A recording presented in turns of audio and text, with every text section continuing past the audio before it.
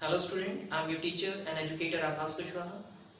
Students, today we are going to study about effective nuclear charge. Let's know about what is effective nuclear charge and its role in chemistry. So अगर हम इसके role की बात करें chemistry में, then we can say it have a very great impact in entire chemistry. In first chapter, if we learn about decrease in size of atom when we move from left to right, then it can be explained in terms of effective nuclear charge. If we talk about ionization enthalpy, it can also be explained in terms of effective nuclear charge, electronegativity.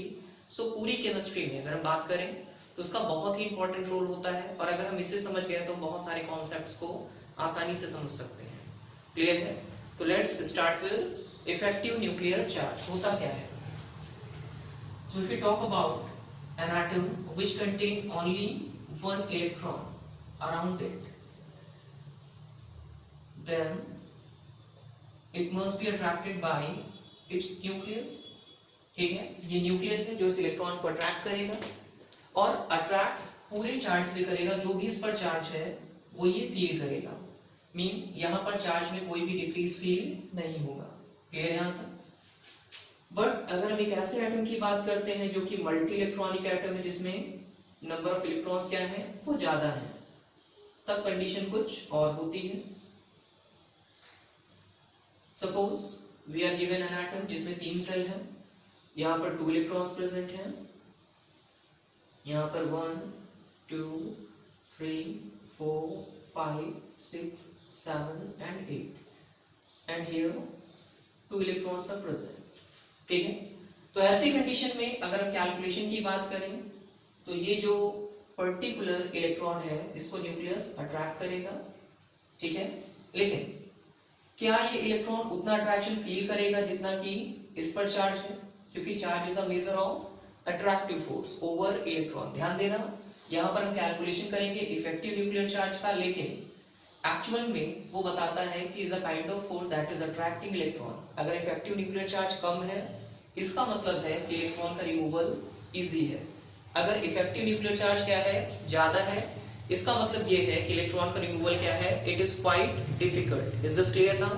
So here we have to calculate इस पर effective nuclear charge कितना है. Always keep in mind कि हर एक electron पर effective nuclear charge क्या होता है वो अलग अलग होता है. ठीक है, एक सेल में प्रेजेंट सभी इलेक्ट्रॉन्स पर इफेक्टिव न्यूक्लियर चार्ज सेम होता है. ठीक है, तो लेट्स देखते हैं इसको. अब ये न्यूक्लियस इस इलेक्ट्रॉन को अट्रैक्ट कर रहा है जिस पर कि नेगेटिव चार्ज है, न्यूक्लियस पे कैसा चार्ज है पॉजिटिव, तो देयर मस्ट बी अट्रैक्शन. लेकिन उसके नीचे की सेल में जो इलेक्ट्रॉन प्रेजेंट हैं वो भी नेगेटिवली चार्ज है और उसकी खुद की सेल में जो इलेक्ट्रॉन प्रेजेंट है वो भी नेगेटिवली चार्ज है. तो ऐसी कंडीशन में क्या होगा, इस अट्रैक्शन के अलावा there is a kind of repulsion also. Even उसी की सेल में प्रेजेंट जो इलेक्ट्रॉन है वो भी इसको क्या करेगा रिपेल करेगा और सारे के सारे इलेक्ट्रॉन यहाँ पर इसको क्या करेंगे रिपल्सन पॉसेस करेंगे. क्लियर है यहाँ तक? तो अगर हम यहाँ पर बात करें कि इफेक्टिव न्यूक्लियर चार्ज क्या है तो हम कह सकते हैं effective nuclear charge is equal to atomic number. atomic number मतलब क्या होता है number of protons in nucleus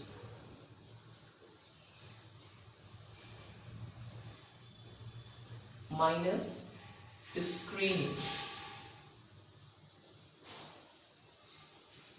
minus क्या हो जाएगा स्क्रीनिंग और shielding. Is this clear now?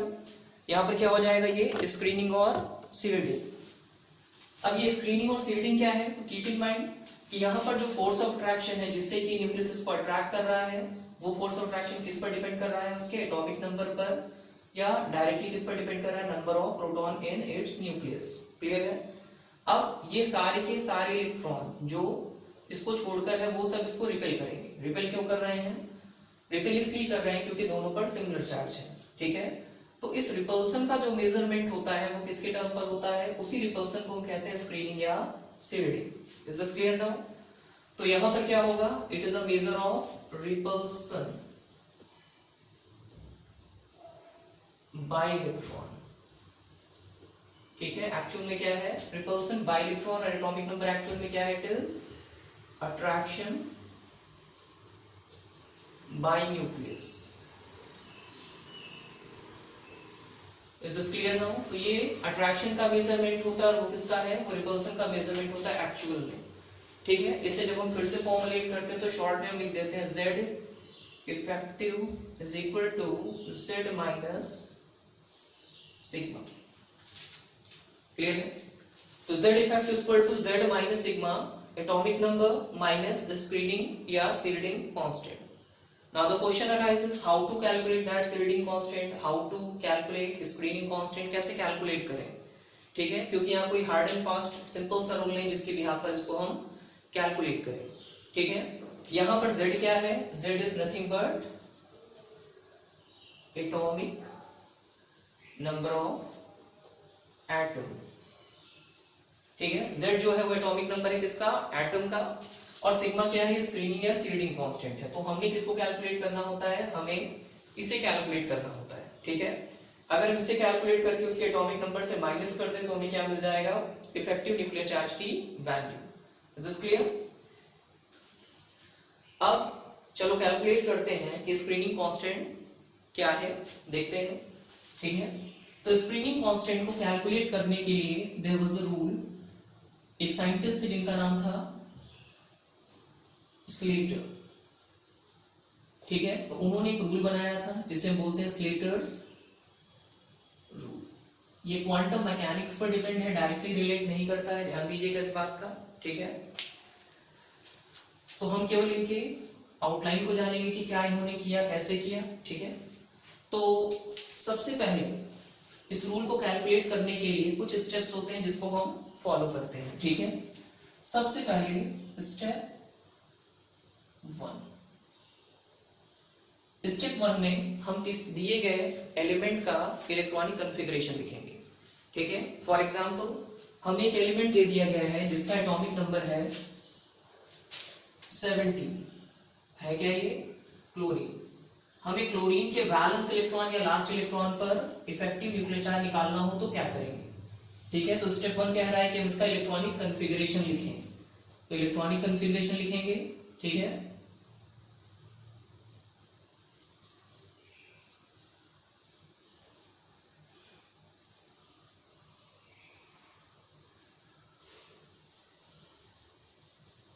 सबसे पहले हम इलेक्ट्रॉनिक कॉन्फ़िगरेशन लिखते हैं स्टेप 1 में। अगर हम इसका इलेक्ट्रॉनिक कॉन्फ़िगरेशन लिखें तो क्या होगा, it is 1s2 2s2 2p6 3s2 और 3p5। अगर आपको इलेक्ट्रॉनिक कॉन्फ़िगरेशन नहीं लिखना आता देन इससे पहले मैंने एक वीडियो बना रखी है, उसमें कैसे इलेक्ट्रॉनिक कॉन्फ़िगरेशन लिखते हैं उस पर एक्सप्लेन किया गया है। ठीक है, watch that and you will learn how to write electronic configuration. तो सबसे पहले हम क्या करते हैं, इसका इलेक्ट्रॉनिक कॉन्फ़िगरेशन लिखते हैं। ठीक है,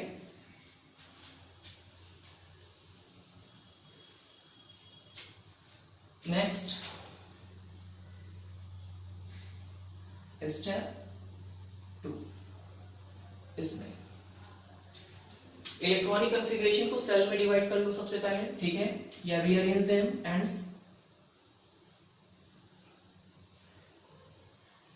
rearrange them and write it। ठीक है, या सिंपली हम इसको रीअरेंज कर लेंगे।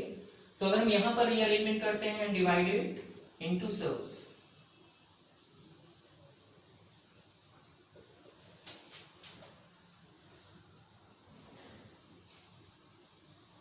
ठीक है, दूसरा स्टेप क्या है कि इनको हम रीअरेंज करेंगे और सेल्स में डिवाइड करेंगे। तो यहाँ रीअरेंजमेंट की जरूरत इसलिए नहीं क्योंकि 1 के बाद 2 है, 2 के बाद 3 है, यहाँ रीअरेंजमेंट की जरूरत नहीं है।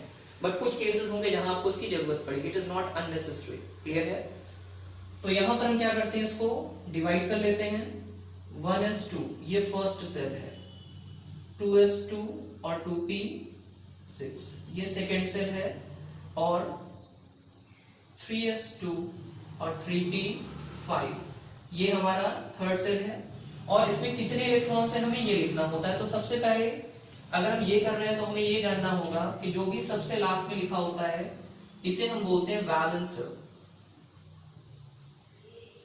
वैलेंस सेल रीअरेंजमेंट के बाद जो भी हम लिखेंगे उसे हम क्या बोलेंगे, वैलेंस सेल। ध्यान देना, इसे हम बोलते हैं पेनल्टीमेट सेल। ठीक है, पेनल्टीमेट सेल। अब इसे नंबर अगर देने की बात की जाए तो इसको एन भी बोल सकते हैं, nth सेल। ठीक है, और अगर इसकी बात की जाए तो इसे हम बोल सकते हैं n-1 सेल। क्लियर है यहाँ तक? इसे nth सेल भी बोलते हैं, इसे n-1 सेल, मतलब ये वैलेंस सेल है, लास्ट सेल है। अगर हम यहां पर बताना चाहें तो ये क्या है हमारा वैलेंस सेल है, और उससे जस्ट पहले वाला क्या है, पेनल्टीमेट सेल। ठीक है, बस दो सेल से हमारा लेना देना होता है, वैलेंस सेल से और पेनल्टीमेट सेल से। और जो भी बच गया है, ठीक है, उसको हम एक ग्रुप में डाल देते हैं, बोलते हैं इनर कोर। इनको एक नाम दिया गया है, क्या है, इनर कोर। क्लियर है आप? सो तीन पार्ट में हमने इसको डिवाइड किया। स्टार्टिंग कहां से होगी, वैलेंस सेल से ही होगी, देन पेनल्टीमेट और देन ये। क्लियर हो रही बात? कोई प्रॉब्लम यहां तक? अब आगे बढ़ते हैं, इसको नोट डाउन कर लीजिएगा आप लोग सबसे पहले।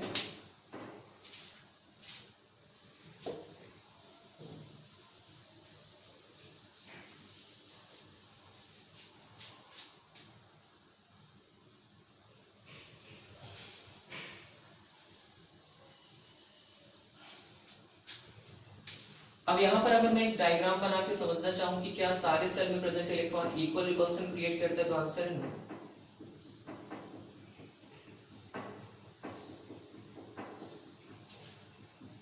क्लियर है? हमने यहाँ 4 सेल बना रखी है, तो पहली वाली क्या हो गई, योगी वैलेंस सेल, या इसको हम बोलेंगे एन सेल। ये क्या हो गई, पेनल्टीमेट सेल, nth -1। -1 मतलब अगर ये फोर्थ सेल है तो फोर्थ -1 क्या होगी, थर्ड सेल हो जाएगी। और ये सेल और ये सेल, जो दो सेल हैं, बात समझ में आ रही है, इन्हें हम बोल देते हैं इनर कोर। याद रखना, जनरली इनर कोर नहीं कहते, बट इफेक्टिव न्यूक्लियर चार्ज के कैलकुलेशन के समय इन्हें हम इनर कोर के नाम से ही जानते हैं। ठीक है, तो इनर कोर जितनी भी सेल, मान लो 7 सेल हैं तो 7 सेल वैलेंस सेल होगी, 6th सेल पेनल्टीमेट सेल होगी, और बची हुई 5 सेल, ठीक है, वो क्या कहलाएंगे, वो इनर कोर कहलाएंगी, और उसमें जो भी इलेक्ट्रॉन प्रेजेंट होंगे वो इनर कोर के इलेक्ट्रॉन कहलाएंगे। Is this clear now? अब अगले स्टेप पर आते हैं, स्टेप नंबर 3। अब रूल की बात करते हैं। ठीक है, तो स्टेप नंबर 3 क्या है, स्टेप नंबर 2 तक दोनों में कॉमन है। स्टेप नंबर 3 की बात करें कि आपको कौन सा इलेक्ट्रॉन दिया गया है। ठीक है, इसमें हम कैलकुलेट करेंगे। स्टेप 3 में क्या करते हैं, हम कैलकुलेट करते हैं, और कैलकुलेट करने से पहले हमें ये जज करना बहुत जरूरी है कि दिया गया इलेक्ट्रॉन किस सब सेल में लाई कर रहा है। ठीक है, इसका बहुत ध्यान देना है, क्योंकि अगर S और P में है देन रूल अलग होगा, और अगर वो D या F में इलेक्ट्रॉन प्रेजेंट है देन रूल अलग होगा। क्लियर है यहां तक? तो यहां पर सबसे पहले, ठीक है, encircle the given electron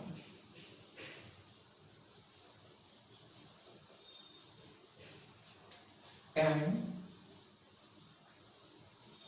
applying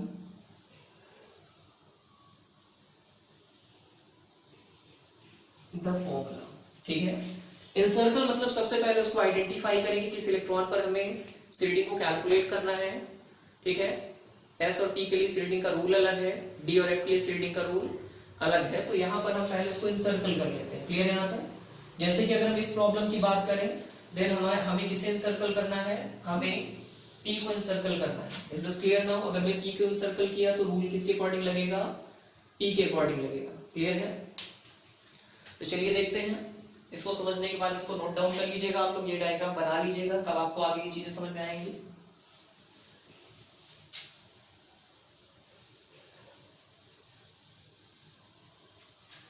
देखो, अगर हम बात करते हैं सबसेल की,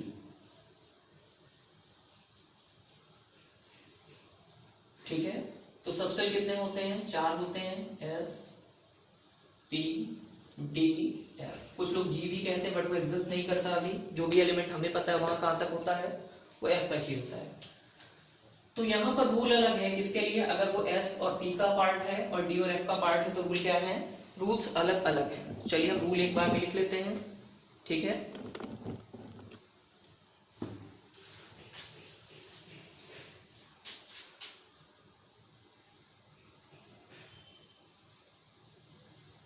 सबसेल्स क्या हैं? अगर वो S है, P है, D है या F है, तो रूल्स अलग अलग है, ठीक है। तो अगर S और P है तो रूल क्या है, और D और F है तो रूल क्या है, ठीक है। रूल किसके लिए लगाना है? स्क्रीनिंग कांस्टेंट के लिए। इसी को कैलकुलेट करने जा रहे हैं।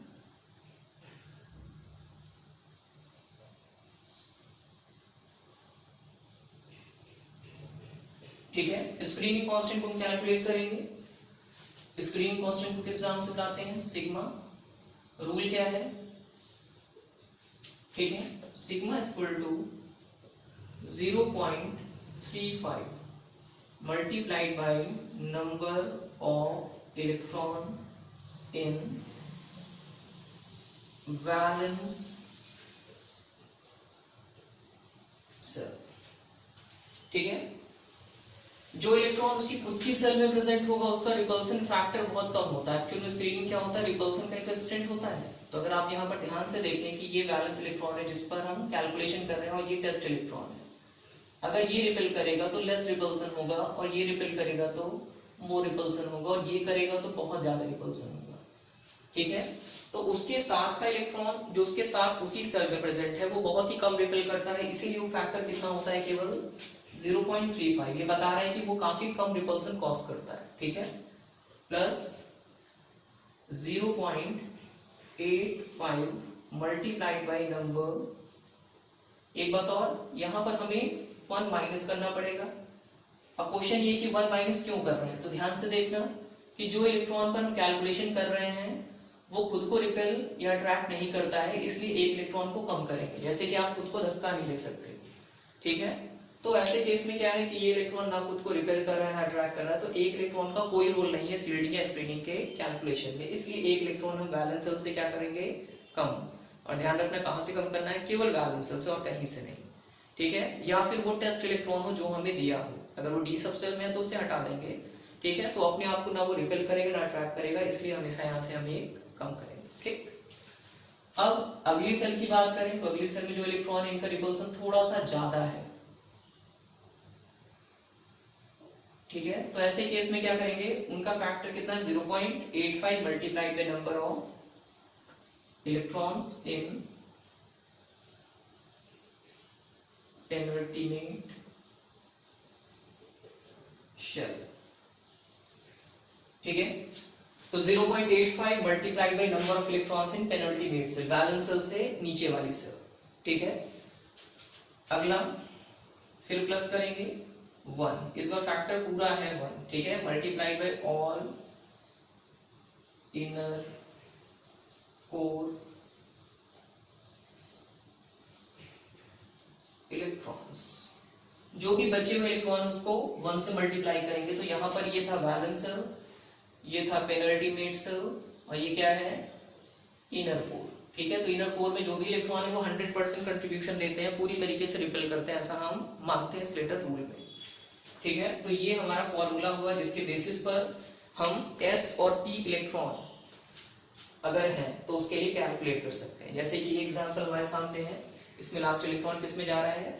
P सब सेल में, तो ये फॉर्मूला काम करेगा, ठीक है। अब इसको अप्लाई भी करते हैं, ठीक है।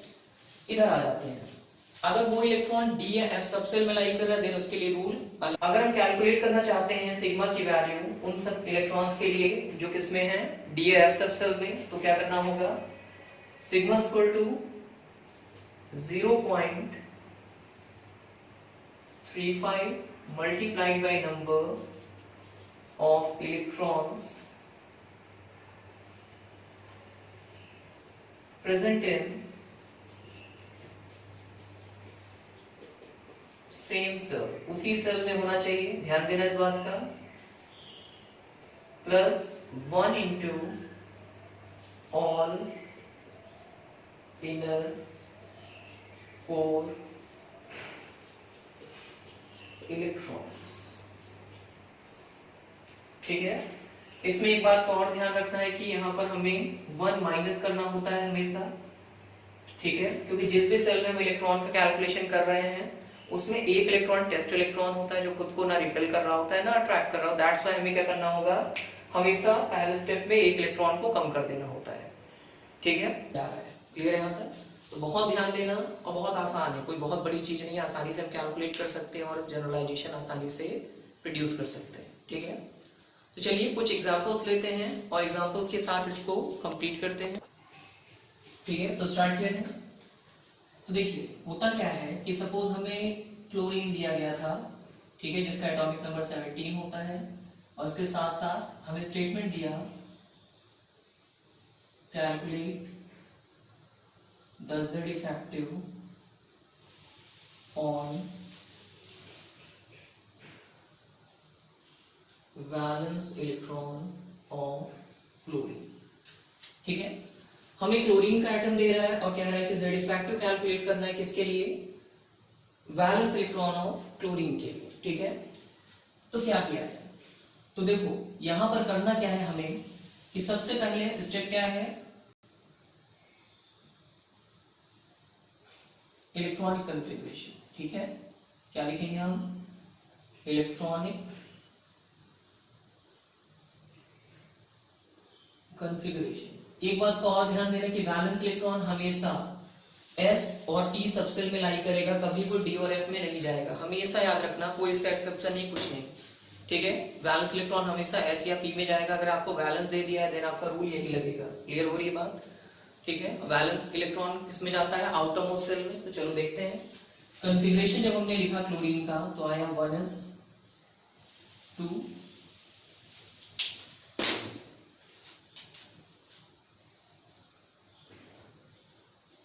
2s2 2p6 3s2 और 3p5। ठीक है, स्टेप 1। अब इसको सेल्स में अगर हम डिवाइड करें तो ये हमारा वैलेंस सेल है, ये पेनल्टीमेट सेल है और ये इनर कोर है। ठीक है, ये वैलेंस सेल है। ठीक है, ये क्या है, पेनल्टीमेट है, पेनल्टीमेट सेल है, और ये इनर कोर है। तो हमने डिवाइड कर लिया। रूल हमारे पास है सिग्मा इक्वल टू क्या होता है 0.35 multiplied by number of electron present in valence shell. कितने हैं वैलेंस सेल में इलेक्ट्रॉन, ध्यान दो, 2 + 5। ठीक है, कितना हुआ 7। लेकिन हमें 1 माइनस करना है, रूल के अकॉर्डिंग कितना करना है, 1 माइनस करना है। ठीक है, 1 क्यों माइनस कर रहे हैं, क्योंकि वो इलेक्ट्रॉन बैलेंस सेल का है, टेस्ट इलेक्ट्रॉन खुद पर कोई इफेक्ट नहीं डालता, इसलिए 1 माइनस किया। ध्यान देना केवल बैलेंस सेल से, plus 0.85 multiplied by number of electrons in penultimate cell. Penultimate shell में कितने इलेक्ट्रॉन्स हैं, पेनल्टीमेट बैलेंस से पहले वाला। तो देखो यहाँ पर 2 और 6 कितने हुए, 2 + 6 = 8। तो हमने यहाँ लिखा 8। ठीक है, plus 1 into all inner electron, बचे हुए इलेक्ट्रॉन कितने हैं, इट इज 2। लास्ट में कितना दिख रहा है आपको, 2। कैलकुलेट कर डालो, कितना आ जाएगा 0.35 मल्टीप्लाइड बाई 6। इसको करोगे तो आएगा 6.8 और इसको करोगे तो 2 आएगा। 2.1 + 6.8 + 2 8.8 9.8 10.8 10.9 कितना आ जाएगा ये, इसको जोड़ दीजिए, इट विल बी 10.9 आ गया।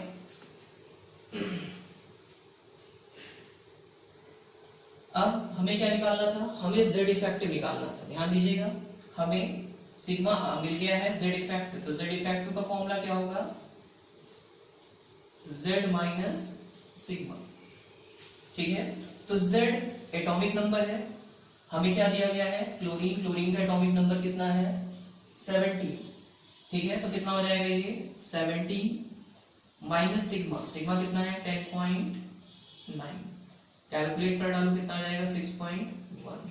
तो यही है इस पर z effective, effective nuclear charge on chlorine. Clear हो रही है बात। तो ये था p इलेक्ट्रॉन पर, अगर s इलेक्ट्रॉन होता तो भी हम आसानी से निकाल लेते। ठीक है, तो अब क्वेश्चन हमसे कैसे पूछे जाएंगे, हमसे क्वेश्चन पूछा जाएगा किसी पर्टिकुलर एलिमेंट को दिया जाएगा और उसके d इलेक्ट्रॉन पर पूछेगा, तो कैसे करें ये भी देख लेते हैं। ठीक है, तो इधर का फॉर्मूले का काम हो गया, फॉर्मूला हटा देते हैं।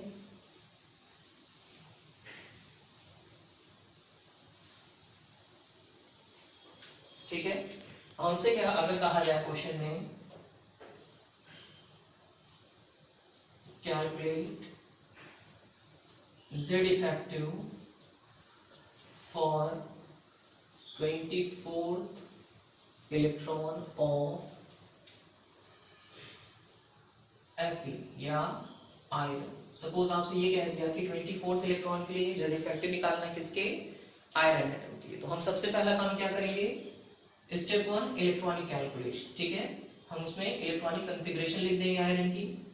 आयरन का एटॉमिक नंबर पता ही होगा आपको, इट इज 26। क्या हो जाएगा 1s2 2s2 2p6 3s2 3p6 4s2 और 3d6। ठीक है, तो ध्यान देना, मैंने स्टेप में बताया था कि आप रीअरेंज कर लो, देख लो अगर गड़बड़ी है तो आप उसको अरेंज करना, ये आपका काम है। ठीक है, तो आपने देखा गड़बड़ी है, 4 के बाद 3 आ रहा है, दिख रहा है, तो 4 के बाद 3 नहीं, 3 4 से पहले होता है, तो हम क्या करेंगे री अरेंज कर लेंगे। हर बार री अरेंज करने की जरूरत नहीं पड़ती है जब लास्ट में होगा तो। ठीक है, लेकिन यहाँ पर क्या आ रहा है, री अरेंज करने की नीड है, तो री अरेंज करेंगे, क्या आएगा 1s2 2s2 2p6 3s2 3p6 और 3d6 और 4s2 बाहर हो गया, आया ना डिफरेंस। अब देखिए ये हमारी है वैलेंस सेल। ठीक है, या यहाँ पर हम कहें कि हमें वैलेंस सेल से भी कोई लेना देना नहीं है तो रियल में वैलेंस सेल ही। ठीक है, लेकिन यहाँ पर थोड़ा सा प्रॉब्लम है। ठीक है, एक छोटा सा कॉन्सेप्ट है जिसको समझना बहुत जरूरी है। यहाँ पर टोटल कितनी सेल है 1 2 3 और 4। ठीक है, तो अगर हम यहाँ पर इन 4 सेल को ड्रॉ करें तो क्या होता है, यहाँ पर करते हैं। इस पॉइंट को समझना जरूरी है। ठीक है, ध्यान दीजिएगा, यहाँ पर ये रहा first shell, second, third and fourth. ठीक है, हमारा इलेक्ट्रॉन कहाँ लाई कर रहा है, डी इलेक्ट्रॉन यहाँ लाई कर रहा है, ध्यान से समझना। ठीक है, बीच में और भी होंगे इलेक्ट्रॉन। ठीक है, 8 इलेक्ट्रॉन इसमें है, 2 इलेक्ट्रॉन इसमें है। इसमें कितने इलेक्ट्रॉन है, थर्ड सेल में अगर आप काउंट करना चाहो तो काउंट कर सकते हो, टोटल 8 और 6 14। ठीक है, तो 1 2 3 4 5 6 7 8 9 10 11 12 13 एंड 14। लास्ट में कितना है 2 इलेक्ट्रॉन। तो ध्यान दो, हमारा टेस्ट इलेक्ट्रॉन ये है, समझ में आ रहा है, हमारा टेस्ट इलेक्ट्रॉन ये है ना कि ये है, और हमारा टेस्ट इलेक्ट्रॉन वैलेंस सेल में प्रेजेंट नहीं है। और अगर ऐसे केस में, ठीक है, अगर ऐसे केस में हम बात करें, ऐसे केस में अगर इस टेस्ट इलेक्ट्रॉन को न्यूक्लियस अपनी तरफ अट्रैक्ट कर रहा है तो ये सारे के सारे इलेक्ट्रॉन जो उस सेल में प्रेजेंट हैं ये उसको रिपेल करेंगे और इसके अट्रैक्शन से काफी हद तक उसको सेव करेंगे या बचाएंगे इसके अगेंस्ट। लेकिन अगर हम बात करें इस इलेक्ट्रॉन की और इस इलेक्ट्रॉन की, तो क्या ये न्यूक्लियस के अट्रैक्शन से इसको बचा सकते हैं, तो आंसर है नो। क्यों, क्योंकि ये उसकी सेल से बाहर प्रेजेंट है। ठीक है, बाहर प्रेजेंट होने की वजह से वो उसमें कोई भी कंट्रीब्यूशन नहीं देंगे। अब क्वेश्चन माइंड में ये होता है कि यार क्या फिर रिपेल करेंगे तो कंट्रीब्यूट करेंगे, तो आंसर है यस करेंगे, बट स्लेटर रूल्स में इसके कंट्रीब्यूशन को नेग्लेक्ट किया जाता है। मतलब फोर्थ सेल में जो भी इलेक्ट्रॉन प्रेजेंट है उसका कोई कंट्रीब्यूशन नहीं है जो इसको इसके अट्रैक्शन से बचाए। और सील्डिंग या स्क्रीनिंग वो रिपल्सन का एक्सटेंट है, अट्रैक्शन का एक्सटेंट नहीं है। क्योंकि ये बाहर है तो न्यूक्लियस के अट्रैक्शन से ये इसको किसी भी तरीके से बचा नहीं रहे हैं, तो ऐसे केस में हम क्या करेंगे, ठीक है। तो यहाँ पर क्या है कि इनका रोल क्या है, वो ना के बराबर है, या ये इसको किसी भी तरह से अट्रैक्शन से बचा नहीं रहे हैं। तो ऐसे केस में ये जो इलेक्ट्रॉन है, जो हमारे टेस्ट इलेक्ट्रॉन के राइट हैंड साइड है, उनको हटा दिया जाता है हमेशा, ठीक है। और जब भी आपको डी या एफ का केस मिलेगा आपको ये करना पड़ेगा। तो हमारा टेस्ट इलेक्ट्रॉन किस में है, इसमें है। इसलिए वर्चुअली हमारी जो वैलेंस सेल है या वो सेल जिसमें वो प्रेजेंट है वो यहाँ पर, मैंने पहले भी कहा था कि सेम सेल बोलेंगे, देखो लिखा हुआ है, ठीक है। हम वैलेंस सेल नहीं बोलेंगे क्योंकि वैलेंस सेल तो ये है, उसी सेल में प्रेजेंट इलेक्ट्रॉन से हमारा लेना देना था, ठीक है। तो अब हमारा रूल क्या है, रूल कहता है sigma equal to 0.35 multiplied by number of electron present in same shell. कितने हैं, 2 + 6 + 6 कितने हैं, इट इज 14 इलेक्ट्रॉन्स, ठीक है। तो हम लिखेंगे 14, लेकिन 1 माइनस कर देंगे, यहाँ पर मैंने इस चीज को मेंशन करना भूल गया, इट इज 1 लेस। क्लियर हो रही बात, वो क्या होगी, 1 माइनस करेंगे, क्लियर है यहाँ तक। अब ठीक है, +1 इंटू ऑल इनर इलेक्ट्रॉन, बचे हुए इलेक्ट्रॉन इनर इलेक्ट्रॉन से कितने हैं, 2, 2 और 6 कितने हो गए, ये हो गए आपके 10 इलेक्ट्रॉन्स। तो हम 10 से मल्टीप्लाई करते हैं, कितना हो जाएगा 0.35 मल्टीप्लाइड बाई 13 + 10, ठीक है। इसको आप 13 से मल्टीप्लाई करोगे तो कितना आएगा 3.5। और चलिए कुछ प्रैक्टिस प्रॉब्लम करते हैं। जैसे कि पहले क्वेश्चन दिया हुआ है हमारे सामने, calculate Z effective nuclear charge on valence electron of copper, ठीक है।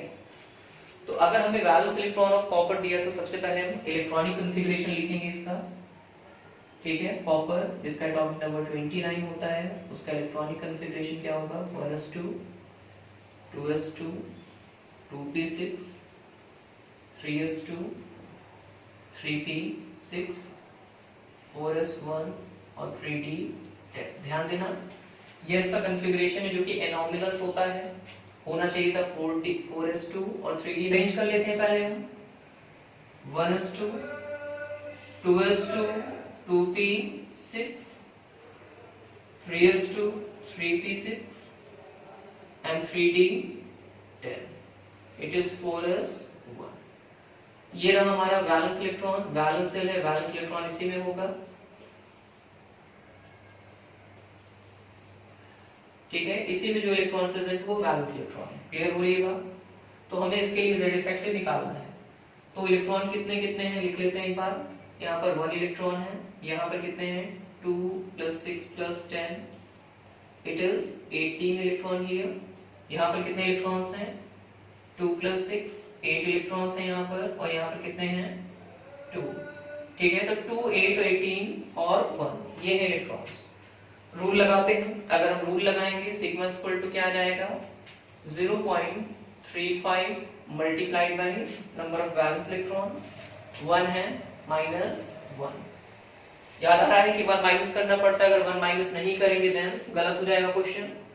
फिर प्लस 0.85 मल्टीप्लाइड बाय 80 पेनल्टी में, +1 इंटू ऑल इनर इलेक्ट्रॉन। तो ध्यान देना कि 2 के बाद ये वैलेंस सेल था, ये पेनल्टी मेट सेल था, ये सब मिला के इनर कोर बनाएंगे। तो कितने हैं 2 + 8 10।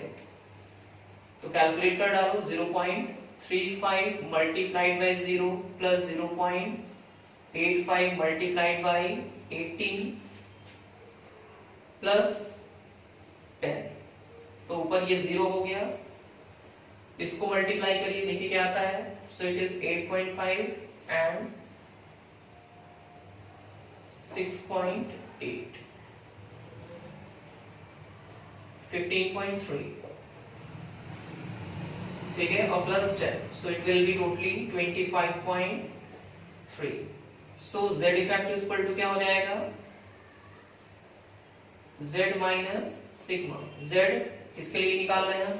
कॉपर के लिए। एटॉमिक नंबर कितना है? 29 और माइनस सिग्मा, सिग्मा की वैल्यू कितनी आई है? 25.3, सो इट विल बी 3.7। क्या आ जाएगा? 3.7। ठीक है, नोट इट डाउन। अब बात करते हैं अगले क्वेश्चन की। Calculate the Z effective on 29th electron of zinc. तो सबसे पहले हम इसका इलेक्ट्रॉनिक कॉन्फ़िगरेशन लिखेंगे, फिर उसके बाद सॉल्व करेंगे।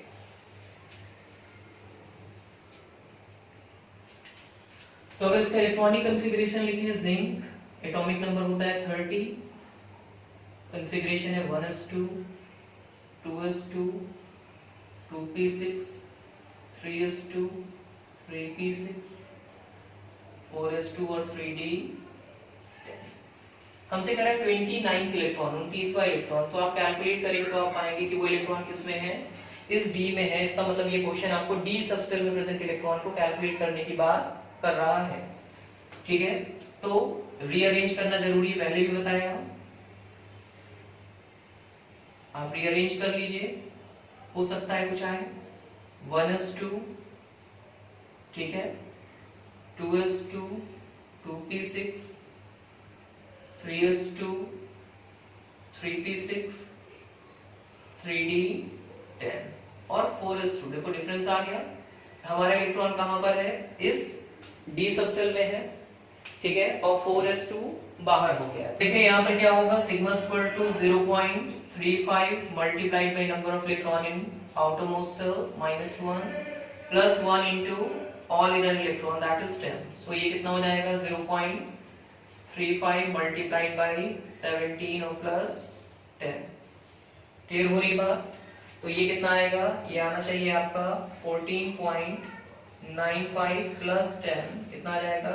24.95। ठीक है, हमें क्या कैलकुलेट करना था? Z effective. तो Z इफेक्टिव का फॉर्मूला क्या होता है? Z minus sigma. Z की वैल्यू कितनी है यहाँ पर? इट इज 30 फॉर जिंक, और सिग्मा की वैल्यू कितनी है? It is 24.95। सो सॉल्व करने पर आएगा 5.05। Is this clear now? So this is how we can easily calculate Z effective for any given atom in its electron. ठीक है, किसी भी इलेक्ट्रॉन के लिए हम Z effective आसानी से कैलकुलेट कर सकते हैं अगर हमें ये पता हो कि इलेक्ट्रॉन कहाँ लाई कर रहा है तो। ठीक है, सो अगर आपको वीडियो अच्छी लगी हो तो just please like and subscribe. ठीक है।